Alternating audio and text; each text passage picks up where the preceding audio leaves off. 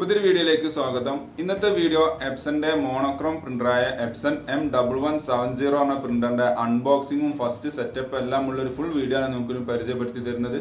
Video കാണുമ്പോൾ channel ഒന്ന് subscribe ചെയ്യുക, ലൈക്ക് ചെയ്യുക, കമന്റ് ചെയ്യുക, ഷെയർ ചെയ്യുക. അപ്പോൾ നേരെ വീഡിയോയിലോട്ട് പോകാം.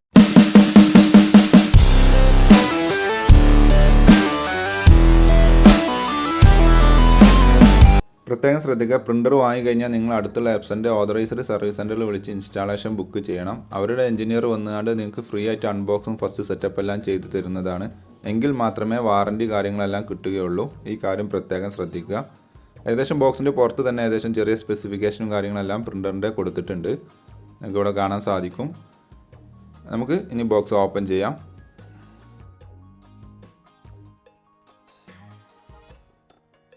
ഇവിടെ പ്രത്യേകം മെൻഷൻ ചെയ്തിട്ടുണ്ട്, നിങ്ങൾ യൂസർ മാനുവൽ മസ്റ്റായിട്ട് വായിച്ച് നോക്കണം എന്നുള്ളത്. ആ കാര്യം പ്രത്യേകം ശ്രദ്ധിക്കുക. ഇതിൻ്റെ റിസ്ക് ഒന്നുമില്ല. നിങ്ങൾ ഓതറൈസ്ഡ് ടെക്നീഷ്യനെ വിളിച്ച് പറഞ്ഞാൽ അവർ ഫ്രീ ആയിട്ട് വന്ന് സെറ്റ് ചെയ്ത് തരുന്നതാണ്.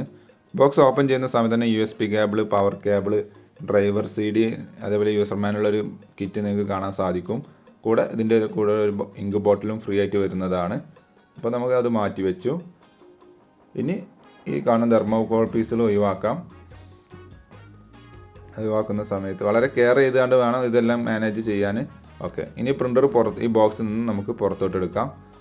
ആദ്യം ഈ കവർ റിമൂവ് ചെയ്യാം. ഈ കവർ നിങ്ങൾക്ക് വേണമെന്നുണ്ടെങ്കിൽ പൊടിപടലങ്ങളുള്ള ഏരിയയാണെങ്കിൽ നിങ്ങൾക്ക് ഉപയോഗം കഴിഞ്ഞതിന് ശേഷം മൂടി വെക്കാൻ വേണ്ടി ഉപയോഗിക്കാം. ഇനി ഈ കാണുന്ന ഈ സ്റ്റിക്കേഴ്സ് ഉണ്ടല്ലേ, ബ്ലൂ സ്റ്റിക്കേഴ്സ്, ഇത് കംപ്ലീറ്റ് റിമൂവ് ചെയ്യണം. പ്രത്യേകം ശ്രദ്ധിക്കുക, ഈ സമയത്ത് ഒരിക്കലും പ്രിൻ്റർ പവർ ഓൺ ചെയ്യാൻ പാടില്ല. ഓക്കെ, ഞാൻ 1 by 1 ആയിട്ട് സ്റ്റിക്കറുകളെല്ലാം റിമൂവ് ചെയ്യുകയാണ്. ഏകദേശം കംപ്ലീറ്റ് സ്റ്റിക്കർ റിമൂവ് ചെയ്യാനായിട്ടുണ്ട്. ഈ ഡോറ് തുറന്നു കഴിഞ്ഞാൽ അവിടെ ഒരു സ്റ്റിക്കർ ഉണ്ട്. അതോടുകൂടി കംപ്ലീറ്റ് സ്റ്റിക്കറും ഞാൻ റിമൂവ് ചെയ്ത് കഴിഞ്ഞിട്ടുണ്ട്. ഇനി നെക്സ്റ്റ് സ്റ്റെപ്പ് ഇങ്ക് ഫില്ല് ചെയ്യുക എന്നുള്ളതാണ്. ഇതിൻ്റെ കൂടെ തന്നെ ഒരു ബോട്ടിൽ ഇങ്ക് ഫ്രീ ആയിട്ട് കിട്ടിയിട്ടുണ്ട്. 005 സീരീസ് ഇങ്കാണ് വരുന്നത്. ഞാൻ അതിൻ്റെ ടോപ്പ് ഓപ്പൺ ചെയ്തു. അതുപോലെ ടാങ്കിൻ്റെ ടോപ്പ് ഓപ്പൺ ചെയ്തുകൊണ്ട് ജസ്റ്റ് ഈ ബ്ലൂ ടോപ്പ് ഓപ്പൺ ചെയ്യുക. ജസ്റ്റ് ഇതിലോട്ട് ഇതേപോലെ ഇൻസേർട്ട് ചെയ്യുക. ഓക്കെ, ഓട്ടോമാറ്റിക്കായിട്ട് ഇങ്ക് ഫില്ലായിക്കോളും. പ്രത്യേകം ശ്രദ്ധിക്കുക, ഒരിക്കലും ഡ്യൂപ്ലിക്കേറ്റ് അല്ലെങ്കിൽ നോൺ ജെന്യൂൻ ഇങ്ക് ഉപയോഗിക്കരുത്. കഴിയുന്നതും ഇങ്ക് ഓൺലൈനിൽ നിന്നും വാങ്ങാതിരിക്കാൻ ശ്രദ്ധിക്കണം. ഏകദേശം ഇങ്ക് ഫില്ല് ചെയ്യുന്ന മെത്തേഡ് കംപ്ലീറ്റ് ചെയ്തിട്ടുണ്ട്. അത് നമുക്ക് മാറ്റി വെക്കാം. ഓക്കെ, മാറ്റി വെച്ചു. ഇനി നെക്സ്റ്റ് നമുക്ക് പ്രിൻ്റർ പവർ ഓൺ ചെയ്യുക എന്നുള്ളതാണ്. ഞാൻ പ്രിൻ്ററിൻ്റെ റൈറ്റ് സൈഡിൽ പിറകു വശത്താണ് പവർ കേബിൾ കണക്ട് ചെയ്യാനുള്ള പോർട്ട് വരുന്നത്. ഞാനത് കണക്ട് ചെയ്തുകൊണ്ട് പ്രിൻ്റർ പവർ ഓൺ ചെയ്തു. ഓക്കെ, കുറച്ച് നേരത്തെ വെയിറ്റിങ്ങിന് ശേഷം ഒരു ഓറഞ്ച് ലൈറ്റ് ഓൺ ആവും ഇവിടെ. ഇതിൻ്റെ ഇടയിൽ ഒരിക്കലും നിങ്ങൾ കമ്പ്യൂട്ടറിൽ നിന്നും പ്രിൻ്റർ കൊടുക്കരുത്. ഇനി നമുക്കൊരു സ്റ്റെപ്പ് ചെയ്യാനുണ്ട്. ആ സ്റ്റെപ്പ് കഴിഞ്ഞതിന് ശേഷം മാത്രമേ നമുക്ക് പ്രിൻ്റ് ചെയ്യാൻ പാടുള്ളൂ. കുറച്ച് നേരം വെയിറ്റ് ചെയ്യുക. ചെറിയൊരു ഇനീഷ്യലൈസേഷനാണ് ഇത് നടന്നുകൊണ്ടിരിക്കുന്നത്.